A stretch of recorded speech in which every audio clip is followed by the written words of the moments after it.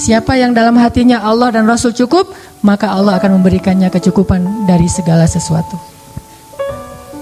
Gak ada harta, Allah kasih dia rasa cukup. Sakit, Allah kasih dia rasa cukup.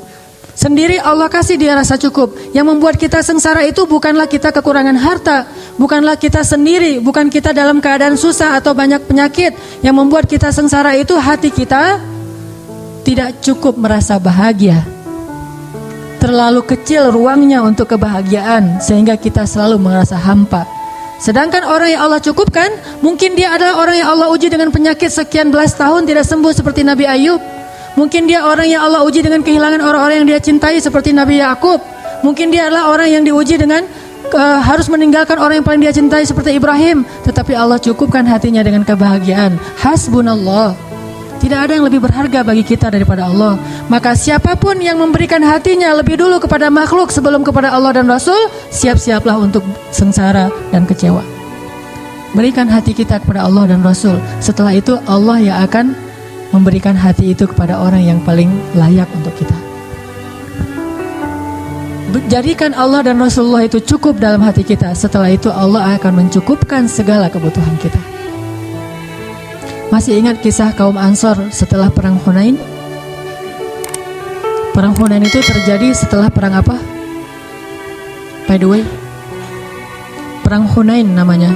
Terjadi setelah perang Fathu Makkah. Jadi Nabi habis Fathu Makkah, kemudian Nabi ekspansi lagi ke daerah Ji'ronah sampai ke Taif.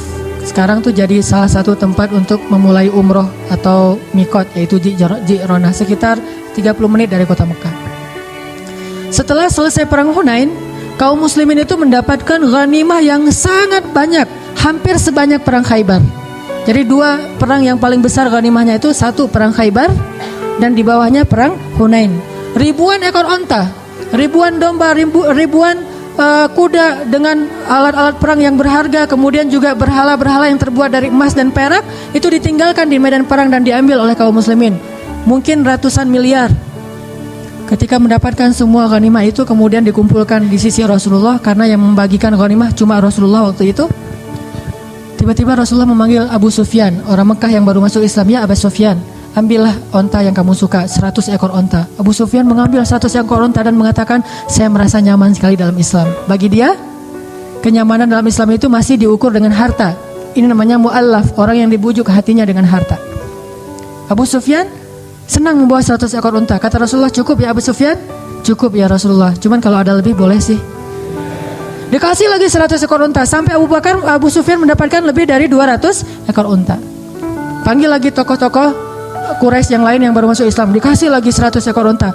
Hampir semua orang Mekah itu mendapatkan unta yang lebih dari 10 ekor unta. Bahkan tokoh-tokohnya itu mendapatkan ratusan ekor unta.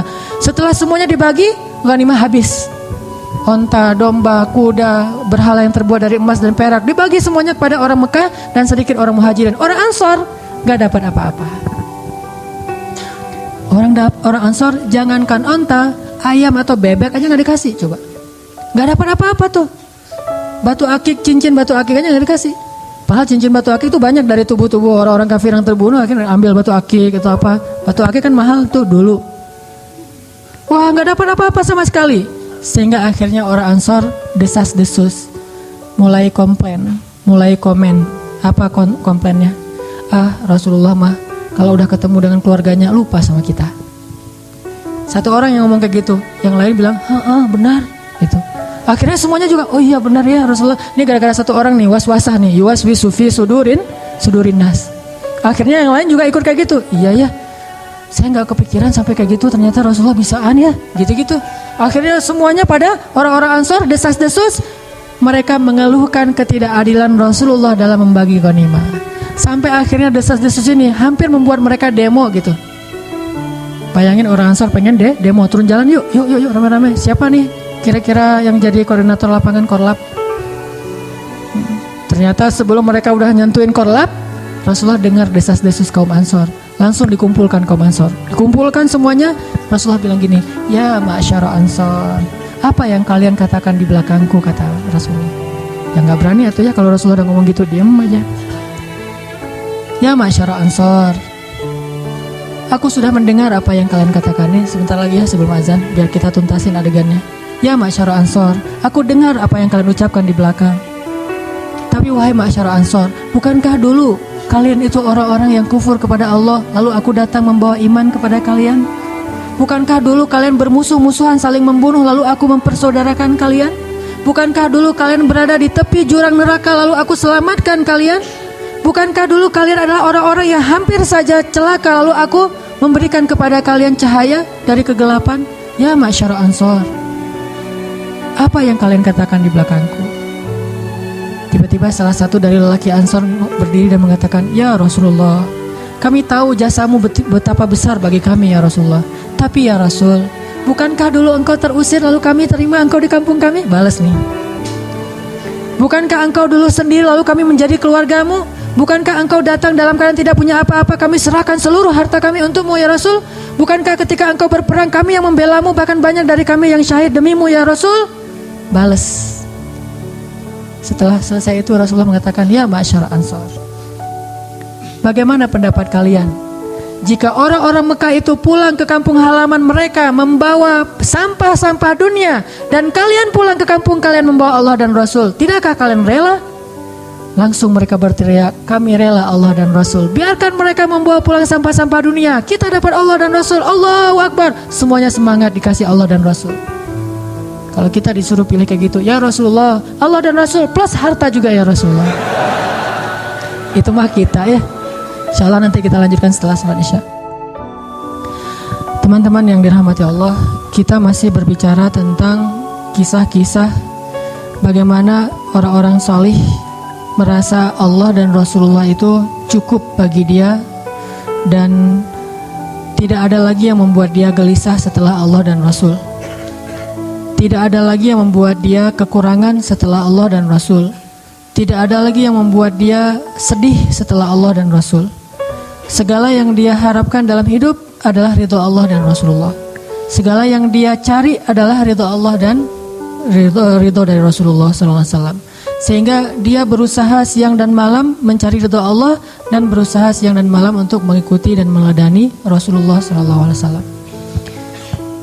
Sampai kisahnya itu hal-hal yang menakjubkan, betapa mereka mencintai Allah dan Rasulullah itu dalam adegan-adegan yang menurut kita kadang agak aneh gitu.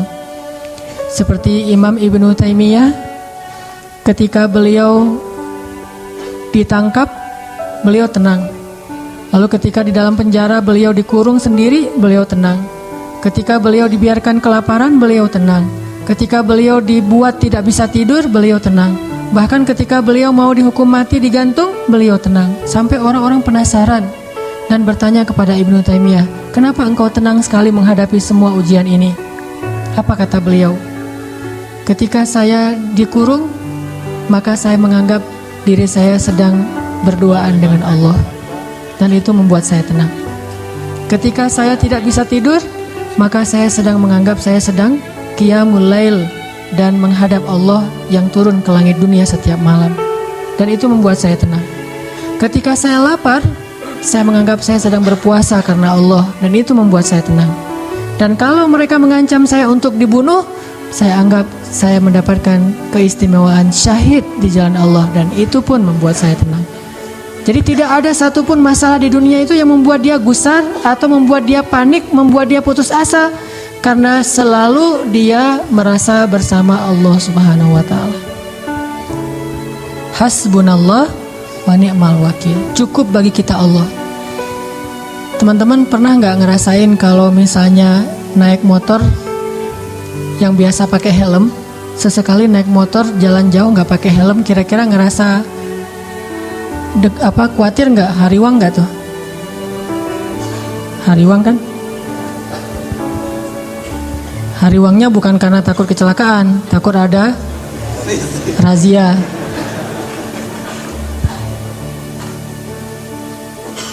Terus ketika jalan pakai helm, helmnya tuh yang udah standar SNI misalnya, udah bagus, rasanya gimana? Merasa lebih tenang dengan pakai helm? Tawakalnya kepada helm. Jalan, mobil kita tuh ada asuransinya. dengan jalan dengan mobil tidak ada asuransinya, secara normal lebih nyaman yang mana? Yang ada asuransi. Perasaan tenang, perasaan cukup, perasaan tidak khawatir karena pakai helm, karena pakai asuransi, karena jalannya dengan seorang teman yang badannya gede misalnya. Jalan kita kemana gitu ya, ke tempat-tempat umum yang kadang-kadang kita nggak tahu ada orang macam-macam, tapi kita jalannya tuh bareng teman yang dia tuh sebutlah kolonel muda, pakai baju loreng, dia bawa pistol kemana-mana, jalan sama dia. Kita kan agak kebawa-bawa gaya-gaya dikit ya, soalnya ada teman. Begitu dia nggak ada, ciut langsung gitu. Kenapa bisa kayak gitu? Karena merasa tenang, cukup dengan ada orang-orang yang kita anggap bisa melindungi kita, dengan ada hal-hal yang bisa melindungi kita. Apakah kalau kita membaca doa ketika kita meninggalkan rumah, kita ngerasa tenang seperti pakai helm? Kalau belum baca doa, astagfirullah, ternyata saya belum baca doa. Subhanalladzi sakharana hadza. Pas sudah selesai baca doa, udah tenang nih. Nyetirnya tenang nih. Kenapa? Udah baca doa. Nyetirnya tenang. Kenapa? Karena udah tawakal sama Allah. Ninggalin keluarga tenang. Kenapa? Karena udah baca doa. Ya Allah, saya titipkan keluarga saya kepadamu. Engkau sebaik-baik penjaga. Udah pergi tenang. Walaupun kita agak-agak sering dengar berita buruk tentang kondisi di lingkungan kita, tapi begitu kita baca doa jadi tenang. Ala bidzikrillah tatmainnul qulub. Itulah orang yang menjadikan Allah hasbi Allah. Terus kalau ada masalah diingatkan, tenang aja lah, kita serahin aja sama Allah. Oh iya ya, serahin sama Allah, gampang lah kalau kayak gitu mah. Udah ngelibatin Allah jadi tenang. Itu berarti hasbi Allah. Sehingga kalau ada masalah sedikit, udah serahin aja sama Allah. Ya udah, tenang. Udah ntar Allah yang balas. Oh sebaik-baik Allah sebaik-baik pembalas. Balasannya jauh lebih baik daripada balasan manusia. Tenang. Kenapa bisa merasa tenang? Karena di hatinya itu hasbi Allah, cukup Allah, dan yang lain itu nggak akan pernah memberi kecukupan buat kita kecuali Allah Subhanahu Wa Taala. Saya beberapa kali pernah misalnya harus pergi malam-malam. Bukan perjalanan saya yang saya khawatirkan, tapi keluarga yang saya tinggalkan. Ini gimana nih keadaan keluarga di lingkungan yang mungkin beberapa tetangga pernah kemalingan misalnya, dan tidak ada laki-laki di rumah. Saya pergi, atau namanya walaupun ada laki-laki juga, namanya perampok mungkin rame-rame, atau habis kejadian, ada rasa khawatir kan? Tapi saya harus pergi malam-malam karena ada acara qiyamul lail atau acara itikaf. Begitu keluar dari rumah, bismillahirrahmanirrahim, la haula wala quwata illa billah, subhanalladzi sakhkhara lana hadza, sampai kalimat ya Allah aku engkau anta sahibu fis safar wal khalifatu lil ahl fil ahl. Engkau teman dalam perjalanan dan penjaga untuk keluarga yang saya tinggalkan. Itu jadi tenang. Kalau kita merasa dizalimi oleh orang lain, kita berdoa ya Allah beri saya ganti yang lebih baik. Tenang. Pokoknya kalau udah melibatkan Allah jadi tenang gitu. Ala bidzikrillah tatmainnul qulub. Itu baru namanya hasbi Allah. Dan Allah bilang, ana inda dhanni 'abdi bi. Aku tergantung prasangka hambaku kepadaku. Kalau kita berprasangka baik kepada Allah, Allah seperti yang kita persangkakan. Apalagi sih yang membuat kita khawatir setelah Allah? Apalagi sih yang membuat kita merasa kekurangan setelah Allah Subhanahu wa taala? Jadi jadikanlah Allah segalanya dalam hidup kita. Cinta kita yang paling sejati dan yang paling besar di dalam hati kita. Allahu Akbar. Kenapa demikian? Kenapa Allah harusnya yang paling kita cintai dalam hidup kita, kemudian Rasulullah SAW, baru yang lain-lain. Yang lain mah yang kesekian lah. Termasuk keluarga kita, termasuk anak kita, termasuk istri dan suami kita, termasuk orang tua kita, harta kita. Itu mah yang kesekian. Nomor satu Allah dan Rasul. Kenapa? Karena tidak ada yang lebih mencintai kita seperti cinta Allah Subhanahu wa taala kepada hambanya. Dan setelah itu tidak ada yang mencintai kita seperti cintanya Rasulullah SAW kepada umatnya. Tahu gimana cinta Rasulullah kepada kita? Salah satu di antara cinta Rasulullah kepada kita yang gak bisa digantikan oleh siapapun, termasuk oleh orang tua kita. Ayah ibu kita gak bisa mencintai kita seperti cinta Rasulullah. Pasangan kita yang katanya sehidup semati gak bisa mencintai kita seperti cintanya Rasulullah. Gimana cintanya Rasulullah? Nanti di padang mahsyar Allah Subhanahu wa taala berfirman, "Yauma yafirrul mar'u min akhihi wa ummihi wa abihi wa sahibatihi wa bani likulli imri'in minhum yawma idzin sya'nun yughni.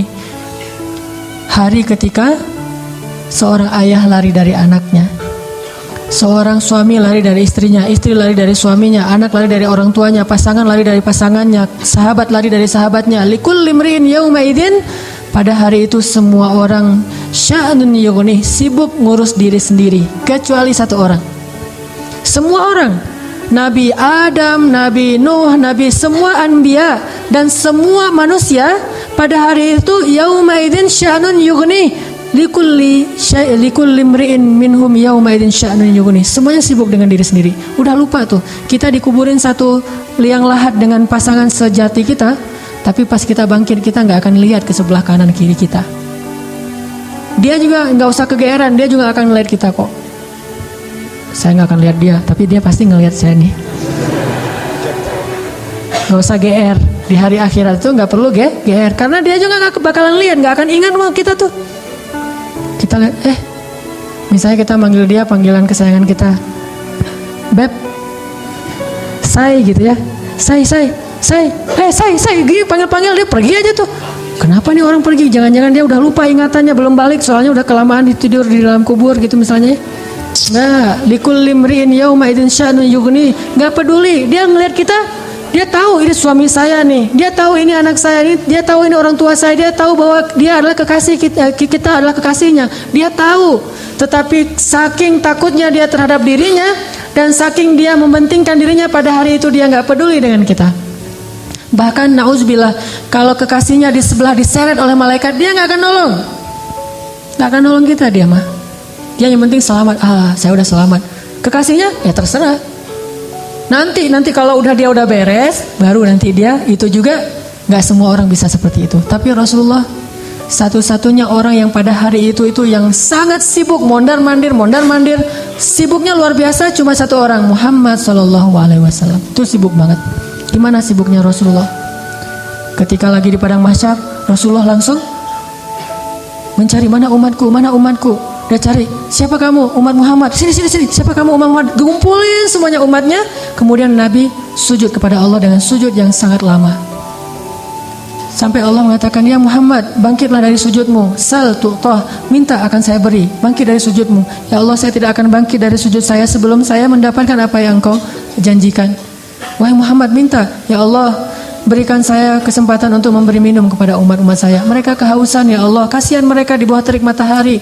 Akhirnya Allah mengatakan, ya Muhammad, ini telaga Al-Kautsar, beri minum kepada umatmu. Panggil, wahai umatku. Sampai Rasulullah ditanya oleh Fatimah, ya ayah, nanti di padang mahsyar kalau saya pengen ketemu ayah, ketemu di mana? Wahai Fatimah, sesungguhnya aku ada di telaga Kautsar dan memberi minum kepada setiap umatku. Datanglah ke telaga Kautsar. Rasulullah padahal dijamin masuk surga, surganya Firdaus. Ngapain tuh capek-capek ngurus kita, pergi aja ke surga Firdaus menikmati hidup. Tapi beliau nggak rela, ditampakkan ke hadapan beliau, ini Firdaus, ini surgamu wahai Muhammad. Nabi Muhammad nggak akan tersenyum sedikit pun. Beliau nanya, umatku di mana ya Allah? Ini Firdaus, umatku di mana ya Allah? Mereka di padang mahsyar, langsung balik lagi keluar dari surga. Coba keluar dari surga, cari, terus memberikan minum satu persatu. Bahagia banget ketemu umatnya tuh kayak ketemu kekasih lama, kasih minum. Setelah minum satu teguk, kita nggak akan haus lagi selama-lamanya. Ketika seorang ayah, ibu, kekasih meninggalkan kita, Rasulullah mencari kita. Di mana fulan?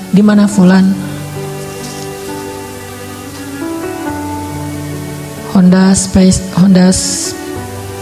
Spasi motor, Honda Space motor D4541 harap dipindahkan. D811NN juk putih di depan pintu gerbang, segera dipindahkan.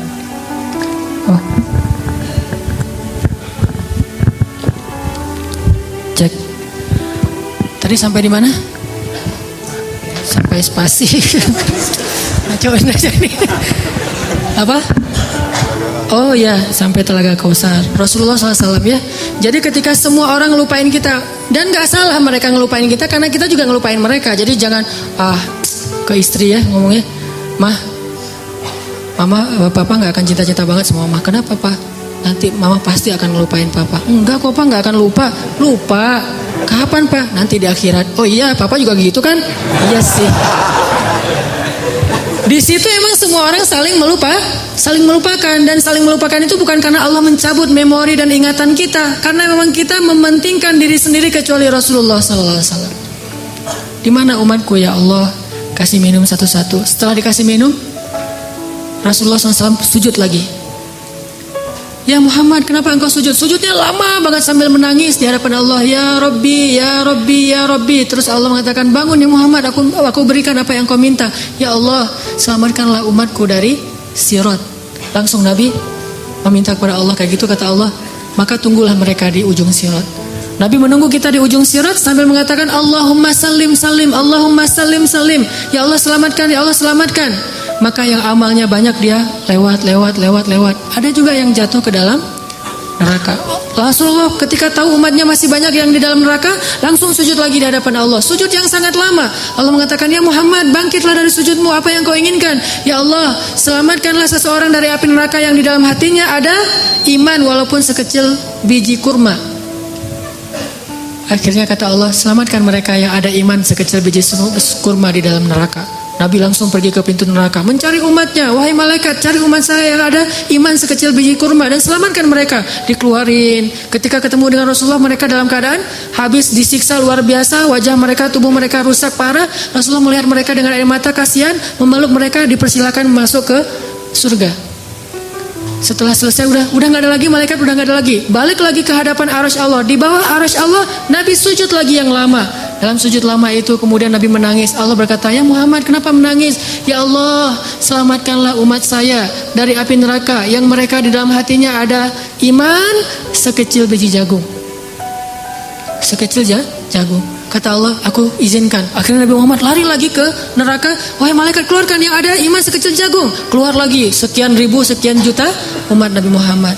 Udah selesai semua, udah nggak ada sisa. Balik lagi di bawah arasy Allah, sujud lagi yang lama, nangis lagi sepanjang waktu yang cukup lama. Sampai Allah bertanya, ya Muhammad, bangkit. Apa yang kau inginkan ya Allah? Keluarkanlah umatku yang di dalam neraka, yang di dalam hatinya ada iman sekecil biji sawi, zarrah. Kata Allah, aku izinkan. Lari lagi ke neraka, selamatin lagi. Balik lagi, sujud lagi, ya Allah. Kata Allah, ya Muhammad, apa lagi ya Muhammad? Bukankah aku sudah menyelamatkan banyak dari umatmu? Ya Allah, demi kasih sayang yang engkau miliki, selamatkanlah umatku yang mereka tidak punya amal kecuali hanya mengatakan la ilaha illallah. Kata Allah, aku izinkan. Nabi Muhammad kemudian lari ke neraka menyelamatkan kita dengan seizin Allah. Makanya Nabi mengatakan, katakan la ilaha illallah, baru aku bisa menyelamatkan kalian. Ketika pamannya mau meninggal, apa kata Nabi? Wahai paman, ucapkan kunci surga la ilaha illallah biar aku bisa nyelamatin paman. Walaupun gak ada amal sama sekali, tapi pamannya dengan takdir Allah tidak mengucapkan. Sibuk Rasulullah sepanjang padang mahsyar yang panas, kemudian di sirat, kemudian di depan pintu neraka, terus sibuk untuk memikirkan ummati. Ya Rabbi, kaifa ummati? Gimana umatku ya Allah? Rasulullah hanya membukakan pintu surga untuk kita, tapi beliau tidak masuk surga. Kita yang disuruh masuk surga, beliau keluar lagi, sibuk lagi dengan yang lain. Kita yang difikirkan oleh Rasulullah SAW. Apakah orang tua kita bisa melakukan itu nanti di akhirat? Tidak. Cinta yang paling besar dari Rasulullah. Nggak lupa sama kita, kenal juga enggak. Bahkan kita berselawat kepada beliau aja males. Beliau tidak menyelamatkan, ya Allah selamatin aja orang yang berselawat kepada saya. Yang nggak mau selawat nggak usah. Enggak. Yang ada iman sekecil zarrah, yang ada iman sekecil jagung, yang ada iman sekecil biji kurma, gak masalah, yang penting umatku ya Allah, selamatkan mereka. Sampai pernah orang kalau sakaratul maut itu kan sakitnya luar biasa ya. Dan kita tahu adegan sakaratul maut Rasulullah, apa yang beliau panggil? Ummati. Umatku. Ketika beliau haji wada, apa yang beliau ucapkan? Sampaikan apa yang kalian dengar ini kepada umatku yang tidak mendengar, kepada kaum muslimin yang tidak mendengar. Akhirnya riwayat itu sampai kepada kita. Terus mikirin kita, hingga suatu hari Nabi lagi duduk bersama sahabat. Nabi bilang gini, wahai para sahabat, tahukah kalian siapa manusia yang paling dicintai oleh Allah dan aku juga mencintainya? Kata para sahabat, para nabi ya Rasul. Kata Rasul, kalau para nabi wajar dicintai oleh Allah, mereka itu adalah utusan-utusan Allah, mereka dapat wahyu dari Allah, mereka langsung berbicara dengan Allah seperti Musa, wajar dicintai oleh Allah. Tapi bukan itu maksud saya. Oh, kalau gitu para sahabat-sahabat Nabi seperti kami ya Rasul, kalau kalian bertemu dengan aku, wajar jika Allah mencintai kalian, wajar jika aku mencintai kalian, karena kalian bertemu dengan aku. Dan kalian menjadi orang-orang yang langsung melihat mukjizatku. Tapi ada yang lebih dicintai oleh Allah daripada kalian. Siapa ya Rasulullah? Mereka adalah umatku yang datang setelah kalian. Mereka tidak pernah melihat aku, tetapi mereka beriman kepadaku dan mencintaiku, mengikuti sunnahku. Aku rindu kepada mereka. Kalian adalah sahabat-sahabatku, tapi mereka adalah keluargaku, kata Rasulullah SAW. Kita ini dianggap keluarga Rasul, Ahlul Bait loh. Bukan kita yang ngaku-ngaku Rasulullah keluarga kita. Itu mah wajar banget, orang kita orang biasa, Rasulullah orang luar biasa. Tapi Rasulullah ngaku kita sebagai keluarganya. Padahal Rasulullah tahu nggak semua dari kita itu setia kepada beliau. Yang marah ketika nama beliau dicoreng, yang marah ketika tentang beliau itu diselewengkan, yang marah ketika beliau dihina. Nggak semua dari kita punya kesetiaan yang besar kepada beliau. Tapi beliau menganggap kita keluarganya. Beliau rela menghabiskan hidupnya dalam kesusahan demi supaya hidayah ini sampai kepada kita. Siapa sih yang mau susah payah untuk kita kalau bukan karena mencintai kita? Siang malam hartanya habis, dihina, dicela, diusir dari kampung halamannya. Apa yang beliau harapkan? Supaya hidayah ini sampai kepada seluruh manusia. Itu yang paling beliau harapkan. Sampai pernah Rasulullah lagi duduk, lewat seorang orang Bani Israel lagi menggotong jenazah gitu. Rasulullah nangis. Lalu para sahabat bertanya, ya Rasulullah, kenapa engkau menangis? Kan yang meninggal itu bukan muslim tapi Bani Israel. Kata Rasulullah, saya menangis karena saya belum sempat mendakwahi dia sehingga dia mati dalam keadaan kufur. Saking cintanya Rasulullah kepada umatnya. Dan bahkan dengan seizin Allah, Rasulullah SAW sering berdoa untuk kita. Di antara doa-doa yang sering beliau ucapkan di malam hari ketika beliau tahajud. Beliau kalau tahajud itu bukan ngedoain diri sendiri, Allah masukkan saya ke surga, bukan. Justru itu Allah menjaminkan itu kepada beliau karena beliau sering mendoakan kita. Ya Allah umatku di Palestina, ya Allah umatku di Syam, ya Allah umatku di Yaman dan yang mengikuti arah Yaman dan seterusnya sampai ke kita. Semuanya didoakan di dalam solat malamnya Rasulullah SAW. Sehingga akhirnya hidayah ini sampai kepada kita. Ini baru Rasulullah, belum lagi cinta Allah kepada kita.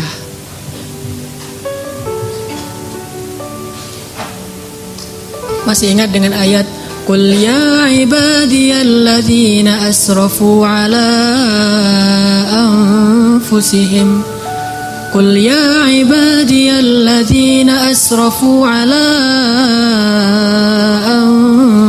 anfusihim La taqnatu min rahmatillah. Allah berfirman kepada orang-orang yang banyak dosa seperti kita, yang pernah berzina, yang pernah minum khamar, yang mungkin pernah membunuh, yang pernah makan riba, yang pernah mengambil hak orang lain secara tidak benar, yang pernah melakukan dosa diam-diam, yang pernah ragu sama Allah, yang pernah diam-diam menuduh Allah dengan tuduhan-tuduhan yang gak pantas kepada Allah, yang banyak dosa, yang kotor, hina, dina. Allah bilang, ya ibadi, hambaku, gitu. Lembutnya panggilan Allah kepada kita. Allah gak mengenal, wahai manusia, wahai pendosa, wahai orang yang hina. Enggak, Allah bilang, Qul ya ibadiyalladzina asrafu ala anfusihim. Bilang kepada hamba-hambaku yang banyak dosa. Tapi Allah gak bilang yang banyak dosa, yang melampaui batas terhadap dirinya. Lembut sekali bahasa Allah. Udah banyak dosa, Allah masih memanggil kita hamba. Sama kayak seorang ibu, anaknya udah durhaka siang malam kepada ibunya, ibunya masih memanggil kepada anaknya, anakku, gitu. Gak marah sama sekali. Bahkan ketika kita melakukan dosa, diam-diam di malam hari, tidak ada yang melihat kecuali Allah, kemudian cuma satu malaikat yang mencatat. Allah Subhanahu wa ta'ala berbisik kepada malaikat itu, jangan catat dulu, mungkin besok dia akan bertaubat. Dan jangan kabarkan ini kepada malaikat yang lain. Allah kalau kita buat dosa diam-diam, Allah tutupi aib kita, gak mau ngasih tahu kepada yang lain. Tapi begitu kita taubat, Allah langsung mengatakan, wahai para malaikat, lihat hambaku itu, dia bertaubat. Giliran kita beramal soleh, Allah umumkan. Giliran kita buat dosa, Allah diam aja. Allah ngelihat, Allah maha syahid, maha alim, maha khabir. Allah menyaksikan yang kita lakukan di malam hari. Allah melihat hambaku. Ketika Allah melihat hambaku, Allah kasihan sama kita. Kenapa engkau melakukan itu, wahai hambaku? Malaikat mau mencatat, wahai malaikat tunggu dulu ya. Besok dia mau bertobat mungkin. Dan Allah nggak akan manggil, hei malaikat semuanya lihat nih hambaku lagi berbuat dosa. Enggak, ditutup ya aib kita. Besok ditunggu sehari. Oh, malaikat, ya Allah nih udah besok nih. Ntar dulu, ntar malam mungkin dia tobat. Allah membuka pintu tobat untuk dosa siang hari di malam hari. Allah buka pintu tobat di malam hari untuk dosa di siang hari, dan membuka pintu tobat di siang hari untuk orang yang berdosa di malam hari. Oh tunggu nanti malam dia mungkin bertobat. Udah malam, ya Allah dia udah tidur. Mungkin ntar lagi dia bangun, gak bangun juga. 24 jam Allah nunggu kita. Gak boleh catat dulu. Hari pertama gak bertobat, gak datang kepada Allah. Tunggu nanti hari Jumat. Siapa tahu pas hari Jumat dia datang bertobat kepadaku. Allah tunggu di pintu masjid. Mana hambaku yang itu gak datang-datang. Allahu Akbar, Allahu Akbar. Kita masih sibuk di rumah, kita sibuk di pasar, kita sibuk bekerja, kita menunda-nunda, alasannya kita macet di jalan. Allah tunggu kita di masjid. Di mana? Di depan mihrab. Begitu imam mau naik ke atas mimbar, Allah, mana hambaku, kayak seorang yang mencari kekasihnya yang hilang. Nggak datang juga, ya udah malaikat tunggu Jumat yang akan datang. Ya Allah, ini udah berapa puluh Jumat, tunggu Ramadan. Ya ayyuhalladzina amanu kutiba alaikumusiyam. Allah tunggu di langit dunia. Ini Ramadan, mudah-mudahan hambaku datang. Nggak datang juga, Allah tunggu. Oh siapa tahu nanti dia akan datang kalau nanti dia sudah menikah. Udah nikah belum datang juga, ya udah deh, wahai malaikat, kasihan nanti daripada hambaku nggak sadar, kasih dia sedikit masalah. Allah kasih masalah buat kita karena Allah pengen banget ngampunin dosa-dosa kita. Allah ngasih kita musibah karena Allah pengen banget ngelihat kita datang menangis, lalu Allah Subhanahu Wa Taala akan menyambut kita dengan kasih sayangnya. Halumu ilayya ya abdi, datang ke sini wahai hamba-hambaku, kasih masalah dikit, nggak datang juga. Terus kata Allah, malaikat jangan catat dulu. Kenapa ya Allah? Siapa tahu nanti di akhir hayatnya dia balik kepadaku. Tunggu sama Allah tuh. Begitu kita sakit menjelang kematian kita, baru Allah ternyata ngelihat kita kayaknya nih udah ada perubahan. Tiba-tiba kita datang kepada Allah menyesal, ya Allah saya banyak dosa. Ini bentar lagi malaikat mau cabut nyawa kita. Tuh kan hambaku ini bertobat. Sini hambaku. Langsung diselamatin, langsung seolah-olah didekap, dipeluk oleh Allah. Dan malaikat yang mencatat tadi tidak jadi mencatat. Kata Allah, lihat wahai malaikat, hambaku ini bertobat.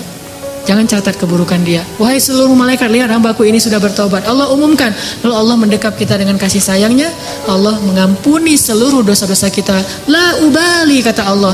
Wahai hamba-hambaku, jika kalian datang kepadaku meminta ampun, padahal kalian memiliki dosa sebanyak langit dan bumi, akan aku ampunkan dosa kalian semuanya. Wala ubali, dan aku tidak peduli sebanyak apa dosa itu. Kalian datang kepadaku meminta ampun, walaupun kalian sekian puluh tahun berdosa kepadaku, aku ampuni. La ubali, aku tidak peduli berapa lama kalian berdosa kepadaku. Sejenak saja kalian bertobat, aku ampuni. Kurang apa coba? Dan bukan hanya menunggu. Ketika kita jauh dari Allah, kita nggak ingat sama Allah, kita kadang-kadang berkhianat kepada Allah, kita mengabaikan Allah Subhanahu Wa Taala. Sepanjang Allah menunggu, Allah juga terus membimbing kita. Kalau kita salah jalan, Allah kasih petunjuk. Dapat petunjuk nih, gimana petunjuknya? Gak sengaja tiba-tiba kita dapat nasihat dari orang soleh. Gak sengaja mendengar suatu ceramah yang kita banget. Nih penceramahnya kayak kenal saya nih. Kenapa bisa gitu? Allah yang buat demikian. Allah kasih kita jalan. Jadi ibaratnya ada orang yang sering kita sakitin, kita ledekin, kita hina, kita khianatin, kita sakitin. Tapi ketika kita salah jalan, dia bilang, nggak kesini jalannya, yang itu yang benar tuh, yang benar ini mas sesat, bahaya nih, kamu nanti bisa celaka. Masih nolongin kita kalau kita tersesat. Allah Subhanahu Wa Taala masih melindungi kita dari kecelakaan. Kalau bukan karena Allah sabar banget menunggu kita bertobat, pasti Allah sudah melaknat dan membinasakan kita sejak awal kita berbuat dosa. Tidakkah Allah cukup buat kita? Nikmat yang kita rasakan siang dan malam padahal kita nggak sholat. Coba, harusnya kalau nggak sholat itu langsung dibinasain ya. Tapi kita nggak sholat, Allah kasih nikmat. Jangan berpikir sekolah yang membuat kita sekarang itu bisa mengenal hak dan batil. Karena banyak orang yang sekolah tetapi tidak bisa membedakan hak dan batil. Jangan berpikir orang lain yang menyadarkan kita. Sesungguhnya Allah lah yang menyadarkan kita. Sehingga dengan cara Allah akhirnya kita berubah 100%. Dari dulunya nggak bisa ngaji sama sekali, sekarang bisa belajar ngaji dan bahkan udah bisa ngaji. Yang dulunya sama sekali jangankan masuk ke masjid, ngelihat masjid juga kadang-kadang males gitu, sekarang bisa jadi orang yang di shaf pertama masjid, bahkan jadi imam, jadi muazin. Rahmat dari siapa kalau bukan dari Allah Subhanahu wa taala? Nanti di akhirat dengan dosa kita yang banyak, tapi sekali kita mengatakan astagfirullahalazim, itu udah cukup untuk Allah punya alasan mengampuni semua dosa-dosa kita. Kita mencela Allah 1000 kali, lalu kita bilang astagfirullah sekali, 1000 kali itu Allah lupain. Udah gak apa-apa, aku ampunkan dosa hambaku. Saking senangnya Allah kepada kita yang bertobat, itu seperti kalau bahasa Nabi mah seperti seorang keluarga, satu keluarga yang menunggu kedatangan orang yang paling dia cintai, yang pergi jauh dan lama tidak pulang. Begitu dia datang, mereka akan menyambutnya dengan sangat bahagia. Kalau kita berbuat keburukan, Allah kasih kita satu dosa supaya gampang diampunin. Tapi kalau kita berbuat kebaikan, Allah kasih kita 10 kali pahala supaya bisa menutupi dosa-dosa kita. Allah maha baik kepada hamba-hambanya. Rasulullah SAW setia banget sama kita. Maka cukuplah Allah dan Rasul yang paling kita cintai dalam hidup kita. Maka setelah itu kita tidak akan sengsara lagi. Teman-teman yang dirahmati Allah Subhanahu wa taala, ada seorang laki-laki yang buta, lumpuh, tua, sendiri sebatang kara, miskin, tinggal di sebuah gubuk. Lalu datanglah seorang sahabat Nabi, Abu Ubaidah bin Jarrah, melihat keadaannya, tetapi melihat dia tersenyum aja. Abu Ubaidah bertanya, "Ya Syekh, Anda ini buta, miskin, fakir malah, sendiri tinggal di gubuk, gak ada yang ngerawat. Udah gitu lumpuh lagi, udah tua renta, lemah luar biasa. Tapi kenapa Anda terlihat wajahnya berseri-seri, bahagia, dan selalu mengatakan Alhamdulillah, Alhamdulillah, Alhamdulillah." Abu Ubaidah bertanya, "Kenapa engkau sangat bersyukur? Apa nikmat yang engkau dapatkan?" Kata Syekh ini, "Saya merasa orang paling beruntung di muka bumi." Lah, kayak gini keadaannya tapi ngerasa paling beruntung di muka bumi. Kenapa engkau merasa paling beruntung di muka bumi? Ya, Allah memberikan kepada saya 2 nikmat yang tidak diberikan kecuali kepada orang yang sedikit sekali. Nikmat yang sangat berharga. Nikmat apa itu, hai Syekh? Lisanan dzakira wa qalban syakira. Allah berikan kepada saya 2 nikmat, yaitu lisan yang senantiasa bisa terus berzikir dan hati yang selalu bisa bersyukur. Dan saya merasa sangat bahagia dengan 2 nikmat itu. Lisan yang terus berzikir, hati yang terus bersyukur. Dan itu sudah cukup buat saya. Artinya apa? Orang kalau sudah menjadikan Allah segalanya dalam hidupnya, bisa menyebut nama Allah aja, bisa mensyukuri nikmat Allah yang walaupun kalau dilihat orang lain tidak ada nikmatnya, kecuali yaitu lisan yang bisa berzikir, itu udah membahagiakan. Gimana dengan kita yang bukan orang tua, bukan orang miskin, bukan orang fakir, bukan sebatang kara, bukan orang buta? Kenapa kita tidak bisa bahagia seperti dia? Karena kita tidak menjadikan Allah segalanya dan cukup di dalam hati kita. Karena Allah tidak segalanya dan cukup dalam hati kita. Padahal kalau kita libatkan Allah dalam hidup kita, Allah akan selesaikan semua urusan kita. Masih ingat kisah 2 orang yang saling berhutang tapi pakai nama Allah? Kita mah kalau berhutang pakai apa? Notaris ya, juru tulis, pakai admin, pakai saksinya manusia. Ini enggak, Allah yang dilibatin. Jadi ada 2 orang, dua-duanya soleh, saling berhutang. Si A berhutang ke si B. Kata si A, "Akhi, boleh saya berhutang, saya butuh uang." "Oh boleh. Dikasih duit berapa? 100 dinar. Dikasih 100 dinar. Setelah dikasih 100 dinar, yang punya uang bilang, "Ini nanti saksinya siapa nih? Kita cuma berdua." Kata orang yang berhutang, "Boleh enggak kalau saksinya Allah?" Kata yang memberi hutang, "Oh kalau Allah boleh. Allah tuh sebaik-baik saksi." "Ya saya setuju, ya udah saya serahin nih duitnya." Allah sebaik-baik saksi. Udah gitu kepikiran lagi, nanti bayarnya kapan? Beri saya waktu 1 tahun. Kalau kamu nanti 1 tahun gak sanggup bayar, gimana jaminannya? Siapa yang menjamin? Kata orang itu, "Boleh gak? Saya emang gak punya jaminan apa-apa. Kalau Allah aja yang menjamin, boleh gak?" Kata dia, "Allah? Ya. Wah, Allah sebaik-baik penjamin. Boleh banget. Bang, kalau Allah yang menjadi penjamin, udah gak khawatir dah." Ya udah, sah gitu, udah ambil duitnya 100 dinar. Pulang dia, ternyata beda pulau. Selang beberapa lama setelah jatuh tempo, dia udah ngumpulin uang 100 dinar, mau dia balikin, dia mau nyebrang nih. Ternyata dengan seizin Allah, takdir Allah, terjadi badai sehingga tidak ada perahu yang berani menyeberang. Yang punya uang nungguin di balik lautan, dia nunggu di pantainya. Mudah-mudahan hari ini dia datang membayar hutang saya, karena saya kenal dia orang yang jujur, amanah, baik hati, pasti dia akan datang. Ditunggu nggak datang-datang. Ternyata dia nggak bisa nyebrang. Tapi sebelum orang yang tadi mau nganterin duit itu pulang, karena dia sudah janji mau datang, dia paksain, akhirnya uang itu dia taruh di dalam sebuah batang kayu. Kemudian kayu itu dia hanyutkan ke dalam lautan sambil berkata, "Ya Allah, dulu ketika kami berhutang," dia bertanya, "Siapa saksi?" Saya bilang, "Engkau lah saksi." Kata dia, "Engkau sebaik-baik saksi." Lalu dia bertanya, "Siapa yang menjamin?" Saya bilang, "Engkau lah penjamin." Kata dia, "Engkau sebaik-baik penjamin." Ya Allah, saya sudah melibatkan Engkau dalam urusan kami, dan dia juga ridho dengan hal itu. Hari ini dengan takdirmu saya tidak bisa menyeberang. Mudah-mudahan dengan saya mengirimkan uang lewat sebatang kayu ini, Engkau menyampaikan kepada orang itu, karena Engkau sebaik-baik saksi dan sebaik-baik penjamin. Dihanyutkan, bismillah tawakkaltu ala Allah. Orang yang nunggu di seberang, karena udah sore akhirnya dia pulang. Sebelum dia pulang, dia lihat ada sebatang kayu yang terapung-apung. Dia ambil untuk jadi kayu bakar di rumahnya untuk menghangatkan tubuh. Pas dia belah di rumahnya, dia temukan bungkusan dan dia buka, ada uang 100 dinar. Ada surat di situ, "Akhi, maaf saya nggak bisa menyeberang, soalnya terjadi badai yang luar biasa di sebelah sana. Tetapi saya coba titipkan ini kepada sebaik-baik saksi dan sebaik-baik penjamin Allah. Mudah-mudahan sampai kepadamu." Ketika dia baca itu, dia langsung bertakbir, Allahu Akbar, hasbunallah wa ni'mal wakil. Mungkin kita nggak bisa kayak gitu dalam hutang piutang. Mau hutang piutang kayak gitu? Kita datang ke salah satu finance, "Pak, saya mau kredit motor." "Oh ya Mas, silakan kredit motor nih, ada beberapa produk nih dari kita nih yang setahun, 2 tahun, 3 tahun. "Oh boleh, saya mah 3 tahun aja biar gampang gitu." "Oh ya.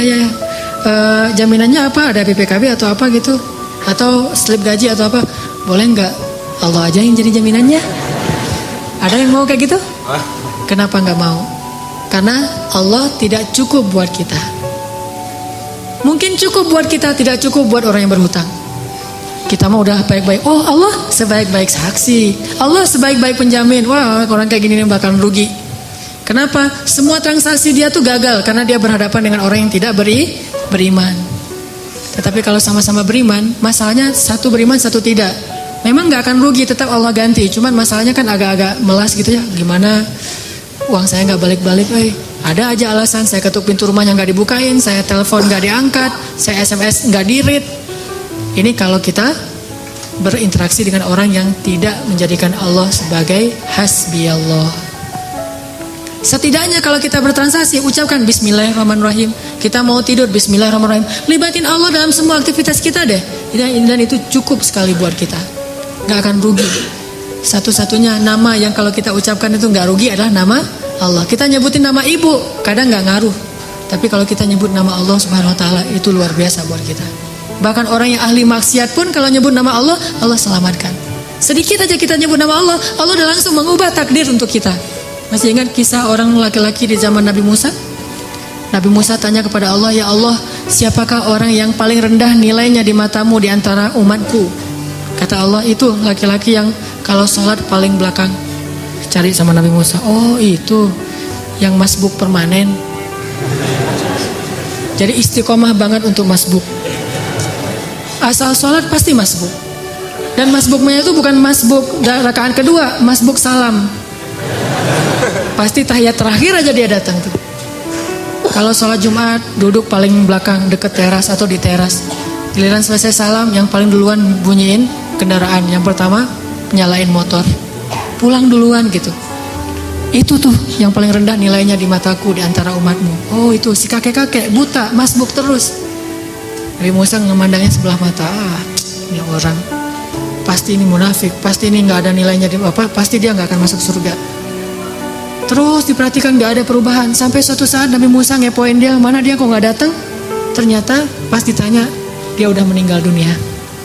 Makanya nggak datang lagi, udah nggak istiqomah sekarang masbuknya, karena udah meninggal. Is dead lah ya. Nabi Musa tanya ke Allah, ya Allah, gimana keadaan orang itu di akhirat? Apakah dia masuk surga atau neraka? Kata Allah, ya Musa, dia itu udah masuk surga. Nabi Musa kaget, hah? Gimana ceritanya ya Allah dia masuk surga? Bukannya dia nggak punya amal sama sekali, sholatnya juga males-malesan, datang ke masjid selalu telat. Kata Allah, ya Musa, tahukah kamu? Suatu hari sebelum dia meninggal, hari terakhir dia sholat dan masbuk, tetap masbuk. Hari terakhir dia sholat, masbuk. Pas dia pulang, dia dibantu oleh seorang pembantu yang bawa dia pulang. Di tengah jalan dia bertanya kepada pembantunya, kita sekarang lagi di mana nih? Kalau dalam riwayat yang lain mengatakan dia kesasar, nggak ada pembantu, kesasar sampai ke tengah lapangan, tanah yang lapang, ketemu orang, dia tanya, mas, saya ini lagi di mana nih? Orang buta. Orang itu mengatakan, bapak lagi ada di sebuah tanah yang luas, tanah yang lapang. Kata dia, enggak, rahmat Allah lebih lapang. Rahmat Allah lebih luas. Cuma itu doang kata-kata dia tuh. Wahai Musa, dia mengatakan rahmatku lebih luas. Dan memang rahmatku luas, wahai Musa. Maka dengan itu, aku ubah takdirnya. Sesungguhnya rahmatku mendahului takdir. Sesungguhnya rahmatku lebih besar daripada kemarahanku. Allah marah sama pembuat dosa, tapi begitu pembuat dosa ngelirik ke langit dikit aja, Allah langsung perhatiin ada apa gitu. Allah udah langsung, kalau bahasa kita mah kayak kegeeran gitu. Padahal Allah itu maha mulia, nggak perlu GR. Tapi Allah saking perhatiannya sama kita, begitu kita ngelirik ke langit sedikit, wahai hambaku pengen berdoa, pas kita bilang astagfirullahaladzim, langsung dihapuskan dosa-dosa kita. Sesungguhnya rahmat Allah, kasih sayang Allah lebih luas daripada kemarahannya. Itulah kenapa kita harus menjadikan Allah segalanya dalam hati kita. Hasbiyallah wa ni'mal wakil. Mudah-mudahan ini bisa menyemangati kita dalam hidup kita. Pokoknya kalau belum udah pakai helm, udah pakai jaket yang tebal, udah pakai sepatu yang benar-benar udah kayak orang naik Harley gitu ya. Padahal naiknya bebek gitu, tapi udah kayak orang naik Harley. Udah lengkap tuh pakaiannya. Jangan pernah merasa aman sebelum mengatakan Bismillahirrahmanirrahim. Udah ikhtiar ini, ikhtiar itu. Jangan pernah merasa cukup sebelum mengatakan Tawakkaltu 'alallah. Pokoknya kalau belum ngelibatin Allah, belum selesai. Kalau udah ngelibatin Allah, yang lain belum selesai, insya Allah Allah selesaikan. Allah cukupkan. Allah berikan jalan keluar untuk kita. Wa may yattaqillaha yaj'al lahu makhraja. Itulah modal hidup kita. Mudah-mudahan itu bisa menjadi obat hati kita. Mudah-mudahan juga menjadi solusi dalam masalah-masalah kita. Marilah kita tutup dengan sama-sama berdoa. Semoga Allah memberi kita hidayah dan menyayangi kita sebagaimana Allah menyayangi para anbiya dan orang-orang soleh. A'udzu billahi minasy syaithanir rajim. Bismillahirrahmanirrahim. Alhamdulillahi rabbil alamin. Hamdan yuwafi ni'amahu wa yukafi'u mazida. Ya Rabbana lakal hamdu kama yanbaghi li jalali wajhikal karim wa 'azimi sultanik. Allahumma salli wa sallim wa barik ala sayyidina Muhammad wa ala alihi wa sahbihi ajma'in. Radina billahi rabba, radina billahi